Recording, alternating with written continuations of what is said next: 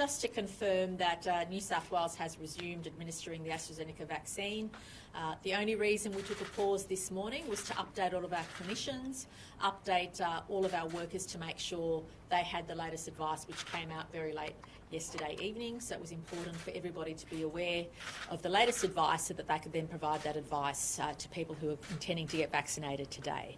So as of a few hours ago, everybody over 50 years of age is continuing to receive the vaccine in New South Wales, and from Monday, those under 50 who choose to have the vaccine can do so with an informed consent, and obviously that paperwork and that advice will depend on the Commonwealth information, which will be updated, I understand, today and over the weekend. Can I stress the following, that the best health advice that we've received through the National Cabinet process and confirmed by our health experts is that it is safe for people to have the AstraZeneca vaccine if they're under 50 years of age. However, of course, there is that rare condition which happens very infrequently, and the risk is there, but it's a very low risk. And the best advice we have is that people over the age of 50 should feel confident in getting the AstraZeneca vaccine, and those who are under 50 can assess the risk themselves and make that decision. And on Monday, we intend to have that information available for people. I also want to stress, as you recall, I just turned 50 last year and did get the AstraZeneca vaccine. I intend to get the second dose. Anyone who's already received the first dose and has had none of those reactions obviously should get the second dose, and that's the best advice we have.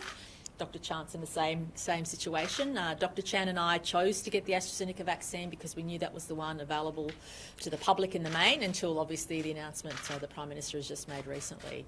So it's really important for people to assess their own health risks, but if you're over 50, you should not be overly concerned with getting the AstraZeneca vaccine. In fact, the chances of you acquiring or getting an adverse reaction are very low. They are there, but very low, and that's why this morning when we took the pause, we also took time to update all the consent forms so that when people are going to get their vaccine, if they have any questions, the medical staff can provide the best answers available to them.